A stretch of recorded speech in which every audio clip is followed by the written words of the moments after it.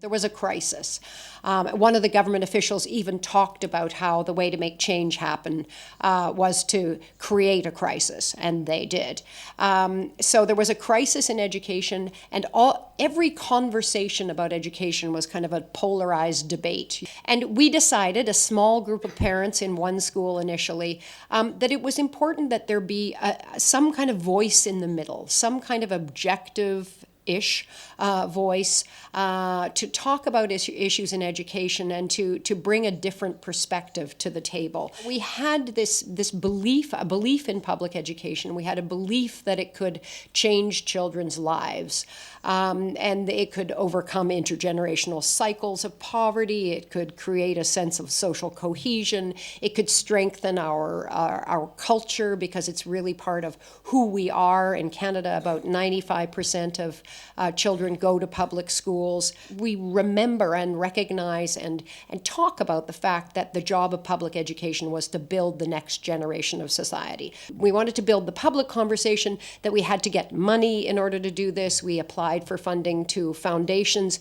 and we knew we wanted to operate independently of the systems. The research for us was important because we knew we had to have evidence, that it wasn't enough to just go around having a big opinion about what should happen, that we had to have evidence to back it up. We wanted a public conversation, so we made friends right away with the media. We understood how important it was to tell stories, and to get the media on board as, that we were credible, that we weren't going to make anything up, and that they could come to us for information. So we do a lot of work that way. We do a lot of work in social media also, in online. We have online dialogues. We make policy recommendations coming out of our reports.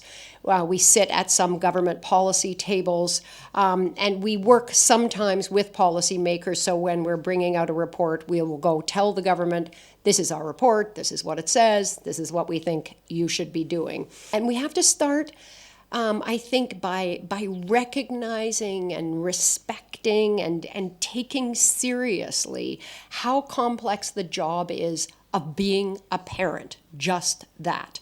So for us right now, one of our most important messages that we're trying to get to everybody in the world and everybody who works in the education system in Canada is that part of their job is to let parents know at home that there are 4 really important things they should be doing.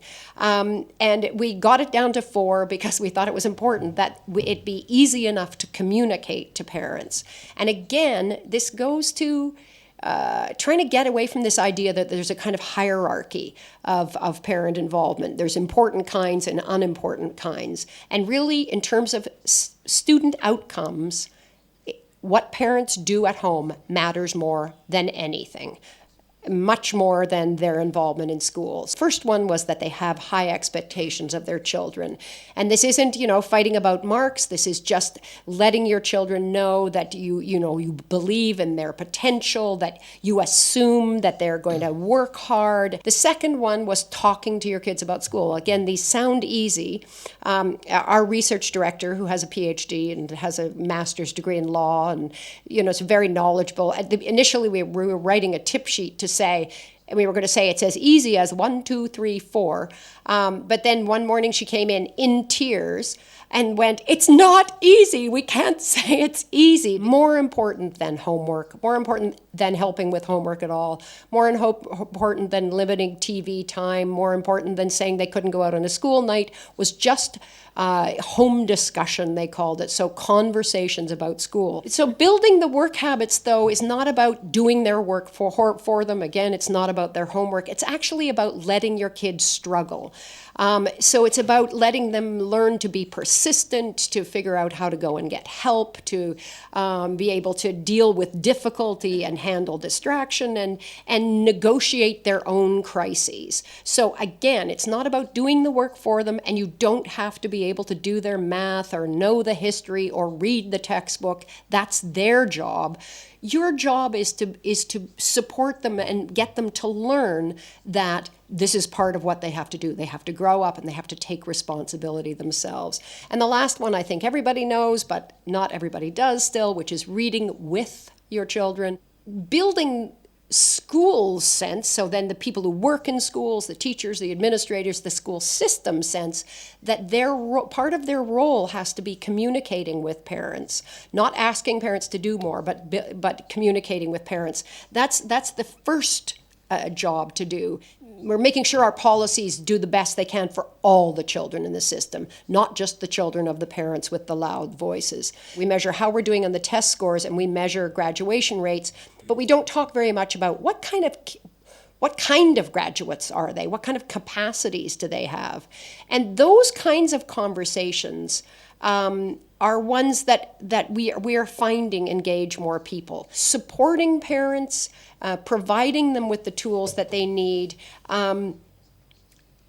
building that big kind of tent, which then allows us to talk about these bigger issues. So it's partly reminding everybody there are lots of problems in the system, yes, but public education is incredibly important, and it has a potential to, as I said, to change kids' lives.